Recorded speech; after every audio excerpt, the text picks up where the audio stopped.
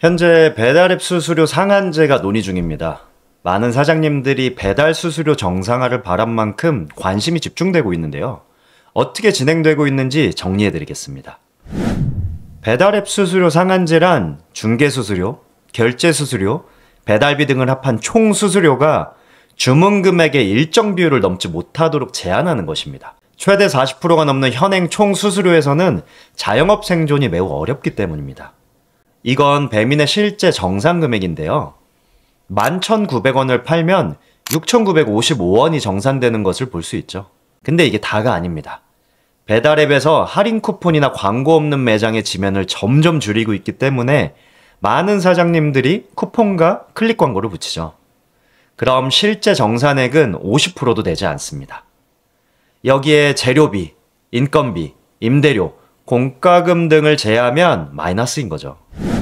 수수료 상한제를 대하는 각 주체들의 의견은 모두 다릅니다. 배달 플랫폼 측은 상한제 도입이 기업의 수익 감소로 이어져 신규 서비스 개발이나 투자 여력이 줄어들 것이라고 주장하고 있고, 라이더 업계는 수수료 상한제가 배달비 하락으로 직결돼 기사들의 수익 감소로 이어진다며 반대하고 있습니다. 점주들은 생존을 위해 수수료 상한제는 반드시 필요하다는 입장이지만 배달앱이 우회하여 점주 부담을 늘릴 수 있는 부분을 함께 논의해야 한다고 말합니다.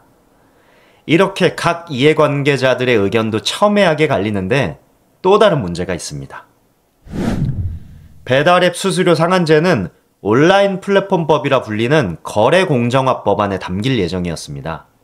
그러나 거래공정화법에서 말하는 플랫폼에 구글을 포함한 앱마켓까지 포함되는 점이 논란이 됐습니다. 관세 협상이 진행되는 이 시기에 미국의 눈치를 안 볼 수가 없는 거죠. 그래서 온풀법 주무부처인 공정거래위원회는 외식산업진흥법에 수수료 상한제를 도입하자는 의견을 제시했습니다. 미국과의 통상마찰은 피하자는 거죠. 그런데 외식산업진흥법 소관부처인 농림축산식품부에서 반발했습니다. 외식산업진흥법에 배달앱 등 플랫폼을 규제하는 내용이 들어가는 것이 법 체계상 맞지 않다는 거죠. 또 다른 의견으로는 중기부 소관인 소상공인지원법에 넣자는 건데요. 중기부도 규제부처가 아니어서 한계가 있습니다. 이러한 이유로 법안 심사는 8월 임시국회로 미뤄진 상황입니다. 그러니까 플랫폼과 점주의 협의도 입법도 쉽지 않은 상황인 거죠. 자, 그럼 이제 중요한 건 두 가지입니다. 수수료 상한제가 제대로 적용할 수 있을지와 이로 인해 자영업자의 부담이 줄어들 것인지. 과연 수수료 상한제가 제대로 적용될까요? 저는 실효성 없는 상생안으로 마무리될 거라고 생각합니다. 왜냐고요? 여태까지 그래왔거든요. 몇 가지 사례를 보여드리겠습니다. 왼쪽은 배민의 예전 홈 화면입니다. 가게배달과 배민원이 같은 크기였죠.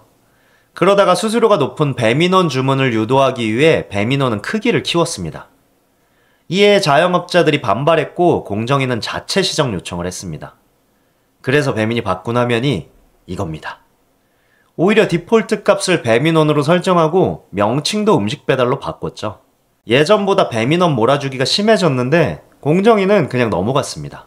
두 번째, 공정거래법에서 자주 문제가 되는 것이 최해 대우 요구입니다. 그러니까 다른 업체보다 좋은 조건으로 팔지 않으면 불이익을 주는 거죠. 이렇게 되면 시장을 장악한 업체들이 새로운 업체들의 진입을 막게 됩니다. 사장님들이 수수료가 낮은 땡겨요에서 더 싸게 팔고 싶어도 그럴 수가 없습니다. 페널티를 주거든요. 이것도 공정위에서 조사한다고 했는데 아직도 그대로죠. 게다가 작년에 청문회까지 해서 나온 상생안 다들 기억하시죠? 수수료 내리는 척하고 배달비 올리기.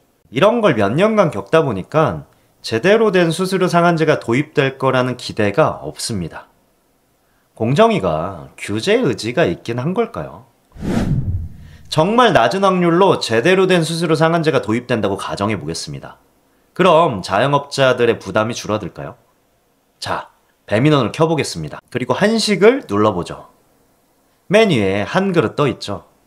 이건 최소 20% 이상 할인해야 노출되는 영역입니다. 아래도 볼까요? 클릭당 과금되는 광고라고 되어 있죠.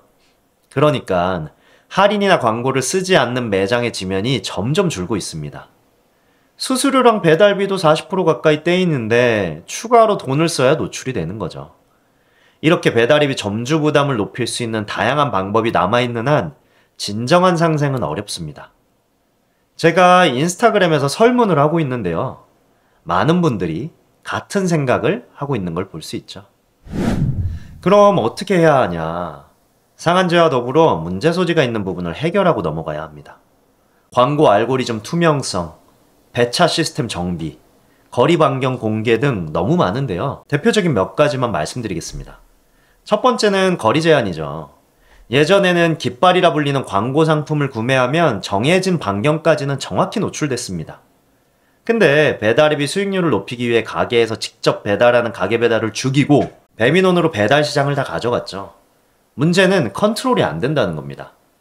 라이더한테 주는 돈도 점점 줄이고 있기 때문에 라이더 공급이 부족할 때가 많습니다. 그럴 때마다 임의로 가게 노출 반경을 축소시킵니다. 비 올 때나 눈이 올 때만 줄이는 게 아니고요. 날씨가 좋은 화창한 날에도 반경이 줄어듭니다. 약속된 건 반경 4km인데 미비한 배차 시스템으로 이를 임의로 줄여버리는 거죠. 그래서 영업권 침해라는 말이 많습니다. 이뿐만 아니라 배차가 너무 안 돼서 고객님이 직접 가게로 와 음식을 픽업해도 가게에게 배달비를 청구하고 3시간 동안 라이더가 잡히지 않아도 정산을 위해서는 퇴근 후에도 계속 기다려야 합니다. 이 수많은 문제를 해결하려면 규제기구가 제 역할을 해야겠죠. 부디 이번 논의가 자영업자들의 부담이 조금이라도 줄어드는 방향으로 이어지길 바랍니다. 그럼 다음에도 자영업에 도움되는 영상으로 찾아오겠습니다. 감사합니다.